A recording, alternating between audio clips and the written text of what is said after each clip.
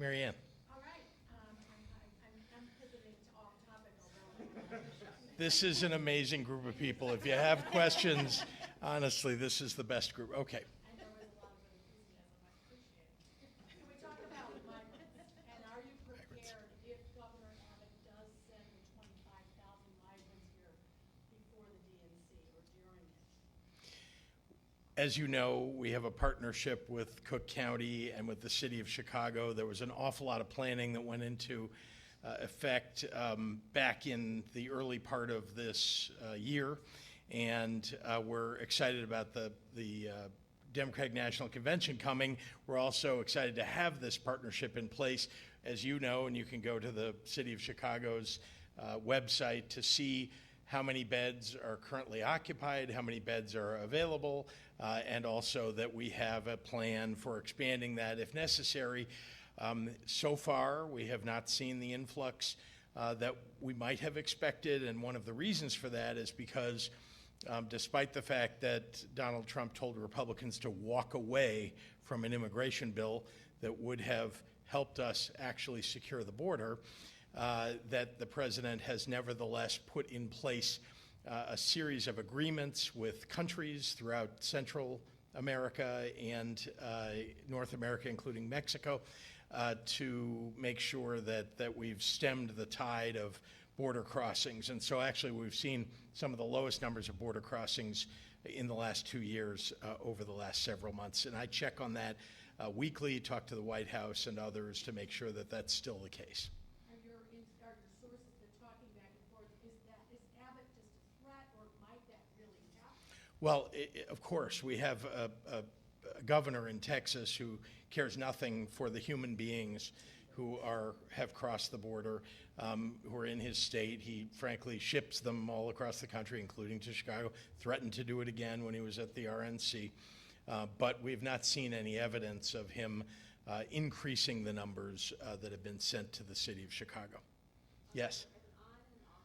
On and off, good. You mentioned Angelina as well, that there's more that can be done. Mm-hmm. Is there talks about any future legislation coming this year? What else in Illinois? Well, let's be clear. We need more than just one birth center on the south side of Chicago.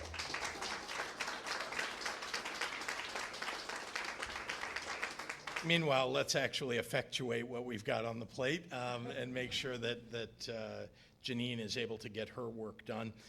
But there's more to do, and it isn't just in the city of Chicago, though we could use more here, but also across the rest of the state. So there's work to do. We have to make sure that we have the right partners and also that we're providing the right amount of resources for those centers to open.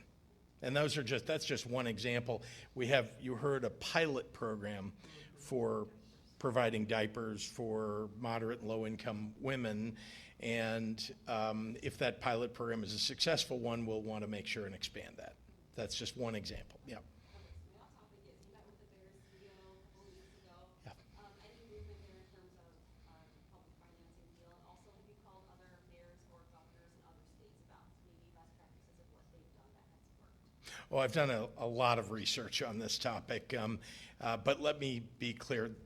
There isn't much change. I mean, I made it clear to the Bears leadership that it would be near impossible to get anything done if there was a proposal put on the table by them that could get done. You couldn't actually get it done probably during the veto session and would have to wait until next spring. But in reality, there isn't a proposal on the table right now that would be acceptable to anyone that I know in the legislature. Governor, can we clarify conversations with the Harris campaign that you were asked about last week? First of all, were you asked to, and did you submit vetting materials? This may be the 73rd time that you and your colleagues have asked this question. I'm not going to talk about those conversations, but I've had many conversations and continue to, as I have for weeks and weeks and weeks when Joe Biden was going to be our nominee, and now with Kamala Harris as our likely nominee. I talk to the campaign regularly because I want to do everything I can to make sure that Kamala Harris wins and that Donald Trump does not.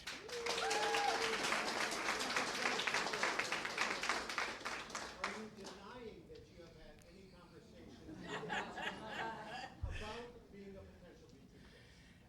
All I'm saying is that I'm going to work my heart out for this ticket. Would you tell us if you had not been asked? I'm sorry, would I tell you? I think I've been very transparent about almost everything about being governor and everything that's occurred. And in this case, all I can say is that my guess is over the next 10 or 14 days, we'll all know who the vice presidential nominee is. How did I do? Yeah. Yeah. Oh, wait, I'm sorry. Let me make sure that somebody who hasn't asked a question, Chris. Yes, Governor. This morning, Governor Whitmer said that she is not part of the vetting, that she's communicated with everyone, including the people of her state, that I'm going to stay governor. Can you say the same? How many times can we get asked this question? Yeah. Yeah. Again, I'm not going to talk about the conversations that I've had with the campaign about that. Okay, one quick follow-up. Over the last 72 hours, there's kind of been a changing of the framework of how the Harris campaign is sort of putting in perspective the Trump campaign, using the phrase weird. They're using that word in a way that the Biden team didn't. You've been one of the starkest critics of former President Trump. How do you define this phrase of weird? Do you embrace it? How do you look at that? Well, I've listened to it. I've actually talked about it yesterday. The truth is there are a lot of very weird, strange things coming out of both the Republican nominee and the vice presidential nominee on the Republican side. I mean, there's this consistent kind of talk about Donald Trump's fear of sharks. I'm not sure why that's relevant to becoming president of the United States. There's the talk about couches and dolphins on the vice presidential candidate's case.